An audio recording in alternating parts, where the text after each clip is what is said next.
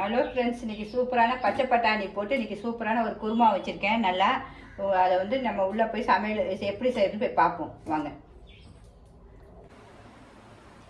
Hello friends, இன்றைக்கி காலையிலே வந்து சூப்பராக பச்சை பட்டாணி வந்தோடனே சரி பச்சை பட்டாணி வாங்கியாச்சு. நல்லா சூப்பராக இந்த சீசனுக்கு இப்போ ஆரம்பத்தில் வருது, அதெல்லாம் வாங்கியாச்சு. இந்த பட்டாணி அவ்வளோ உங்களுக்கு 50 ரூபா வாங்கலாமுன்னு சொல்லுங்கள். அந்த உள்ளே பாருங்கள், நல்லா முத்து முத்தாக இருக்குது, நல்லாவும் இருக்குது பட்டாணி.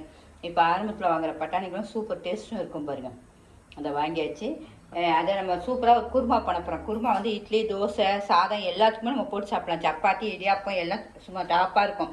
அந்த குருமா தான் பண்ண போகிறோம். அதுக்கு இதை அவ்வளோத்தையும் நம்ம ஊற்றி வச்சுக்கலாம். ஃபஸ்ட்டு ஊற்றிட்டு அடுத்து அதுக்கு என்னென்ன தேவைகளும் பார்த்துருவோம். இப்போ இதுக்கு என்னென்ன தேவைகளும் பார்த்துலாம். ஒரு பெரிய வெங்காயம் 2 நல்லா, அப்புறம் தக்காளி 1.5 தக்காளி இந்த குருமாக்கு, அப்புறம் ஒரே ஒரு உருளைக்கிழங்கு தோல் சீவி வச்சுருக்கேன், 4 பீன்ஸ், ஒரு கேரட், இதில் பாதி தான் போட போகிறேன் உங்களுக்கு. அப்புறம் 2 பச்சை மிளகாய். நீங்கள் ஃபுல்லாக போட்டாலும் சரி தான், கேரட் டேஸ்ட்டு கொடுக்கும். 2 பச்சை மிளகாய் கீரி போடணும். எல்லாம் அரிஞ்சிட்டு உங்களுக்கு நான் காட்டுறேன். கருவேப்பிலை ஒரு இனுக்கு, கொத்தமல்லி நமக்கு எவ்வளோ நாளும் லாஸ்ட்டில் போகிறதுக்கு உங்களுக்கு நல்லா ஒரு கையளவு எடுத்துருக்கேன்.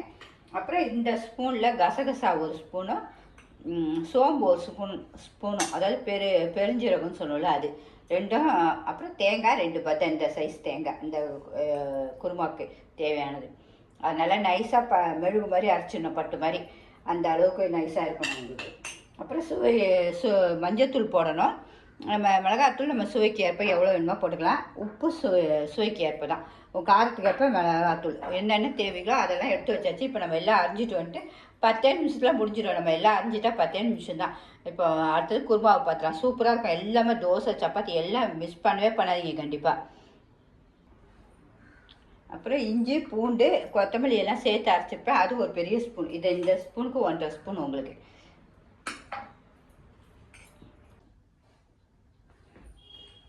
எல்லாம் அரிஞ்சிட்டு வந்தாச்சு. நம்ம கேரட்டு, பீன்ஸு, உருளைக்கிழங்கு எல்லாமே அரிஞ்சாச்சு. பச்சை பட்டாணி தோல் உரிச்சாச்சு. இனிமேல் நம்ம போய் செஞ்சிருவோம். 10 நிமிஷத்தில் வேலை முடிஞ்சுன்னா சும்மா சூப்பராக இருக்கும் உங்களுக்கு. இனிமேல் சமையல் போய் குக்கர் வச்சுருவோம். குக்கர்லாம் செய்ய போகிறேன். அதுக்கு முன்னாடி நம்ம புதுவாக வர கார்டனில் எப்படி இருக்குன்னு பாருங்கள். இந்த பூ கேந்தின்னு சொல்லுவாங்க, எத்தனை பேர் பார்க்குறீங்கன்னு சொல்லுவாங்க. பார்க்க அழகாக இருந்துச்சு. இதில் இந்த கலர் ஒன்று பூக்கும், நம்ம கேரட்டுடைய கலர்லேயே இந்த பூ இருக்கும். சரி, புதுசாக இருந்தாலும் சரி, நமக்கு பார்க்க அழகாக இருந்தாலும் நம்ம கார்டனுக்கு வச்சாச்சு. ஓகே ஃப்ரெண்ட்ஸ், அடுத்து சமையலை பார்ப்போம்.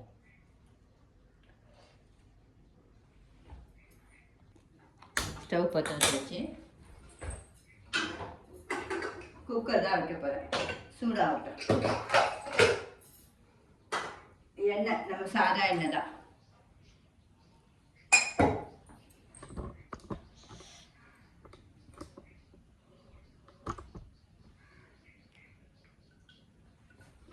நம்ம கூட்டுலாம் வைக்கிற அளவு உங்களுக்கு.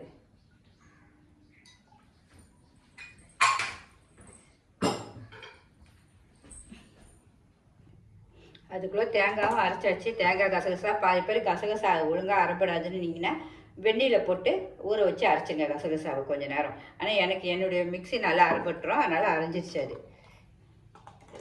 அதை மூடி வச்சுருவோம். தண்ணியோடு அரைச்சாலும் பரவாயில்ல, ஏன்னா நம்ம அதுக்கு இப்போ தண்ணிக்கு பதில் இதை சேர்த்துக்கலாம்.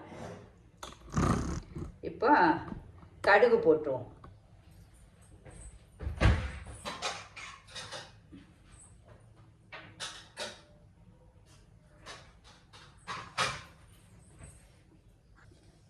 கடுகு பொரிஞ்சோடனே வெங்காயம்,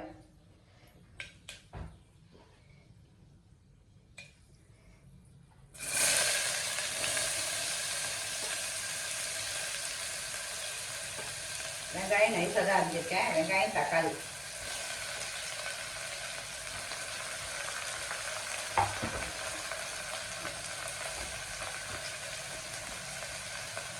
இது கூட இந்த கருவேப்பிலையும் உருவி போட்டுருவோம். உப்பு சுவைக்கு ஏற்ப, ஏன்னா வதக்கும் சீக்கிரம் வதங்க போட்டுருவோம். உங்களுக்கு நமக்கு தேவையான உப்பை போட்டுருவோம்.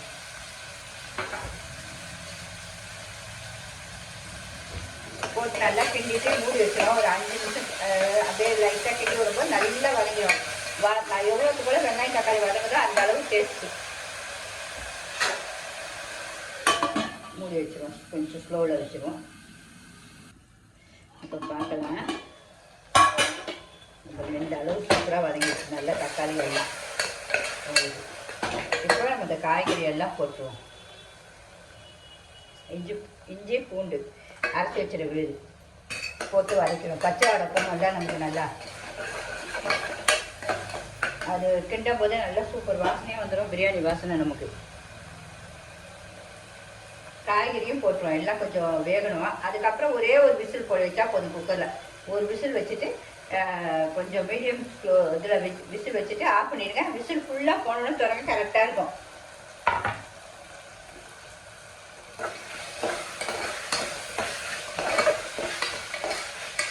எல்லா காய்கறியும் போட்டாச்சுன்னா பச்சை பட்டாணி மட்டும் நம்ம போடலை. இது பாருங்க. அதுக்குள்ளே மஞ்சள் தூள் போட்டுருவோம் கொஞ்சம்.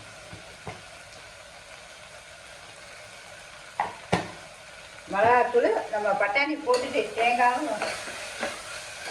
சோம்பு கசக்கு சாப்பிட்டுட்டு அது போட போதும். ஒரு 2 நிமிஷம் இது லைட்டாக வதங்கட்டும்.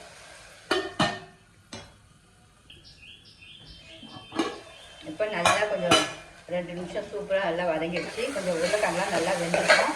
மசாலாவும் சூப்பராக ஆகிடுச்சு. இந்த டைம் மிளகாத்தூள் போட்டுடணும். காரத்துக்கு தக்க எல்லாரும். எனக்கு நான் இதுக்கு 1.5 ஸ்பூன் போட போகிறேன். இந்த ஸ்பூனுக்கு நல்லா கொஞ்சம் காரமாக. எனக்கு கசகசா காரத்தை கொஞ்சம் இருக்கும். 1.5 ஸ்பூன்.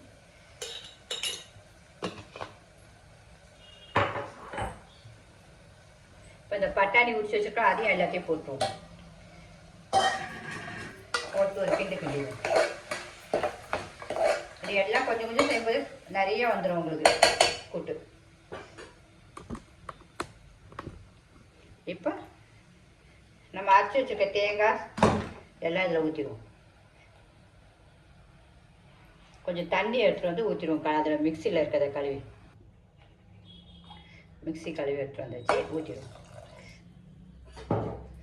இந்த டைம் உப்பு காரம் எல்லாம் நம்ம பார்த்துக்கலாம். பத்தலைன்னா போட்டுக்கலாம். இப்பயே பார்க்க எவ்வளோ அழகாக இருக்குது பாருங்கள்.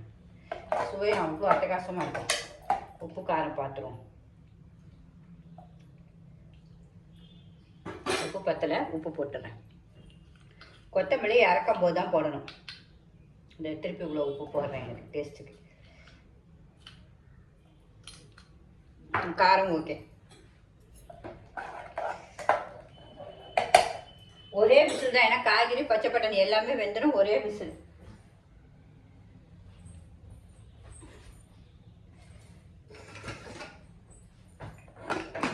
குக்கரை மூடிடும். ஒரு விசில் வந்துச்சு. அவ்வளோதான். அப்படியே ஆஃப் பண்ணிடுவோம் ஸ்டவ்வை. மொத்த ஸ்டீம் போனதான் திறக்கணும். அப்போ சூப்பர் கரெக்டாக இருக்கும். இப்போ நம்மளுடைய குக்கர் ஃபுல் ஸ்டீம் முடிஞ்சிருச்சு. இப்போ பார்ப்போம் எப்படி இருக்குன்னு. சுவை பார்க்கணும்ல. கண்டிப்பாக நம்ம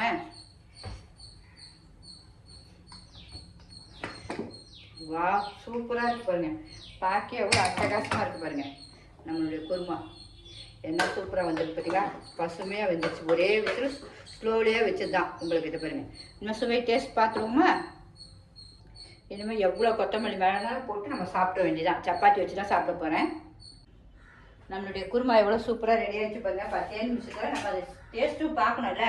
எவ்வளோ சூப்பராக இருக்கு பாருங்கள். ஒன்றுமே நம்ம பண்ணலை.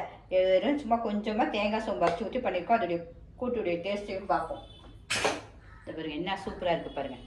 எல்லாருமே இது மாதிரி செஞ்சு பாருங்கள். நான் சூப்பராக இன்றைக்கி முக்கோண சப்பாத்தி தான் போட்டிருக்கேன். எனக்கு சாப்பிட்றதுக்குன்னு சப்பாத்தி இடியாப்பத்துக்கெலாம் அவ்வளோ டாப்பாக இருக்கும் இது உங்களுக்கு. இந்த பாருங்கள் நல்லா பிக்கும் போது நல்லா எதெல்லாம் வரும் இது சப்பாத்தி. ஸ்ட்ரென்த்து வேறு. குழந்தைங்களுக்கு எல்லாத்துக்கும் கொடுக்கலாம். உங்களுக்கு பெரியவங்க வரைக்கும் இந்த சாப்பிட போகிறோம் பாருங்கள். ஃபஸ்ட் அம்மா டேஸ்ட்டுங்க. முன்னாடி அந்த பச்சை பட்டாணி அவ்வளோ பசுமையாக வந்திருக்கு. எல்லாமே வந்திருக்கு உங்களுக்கு.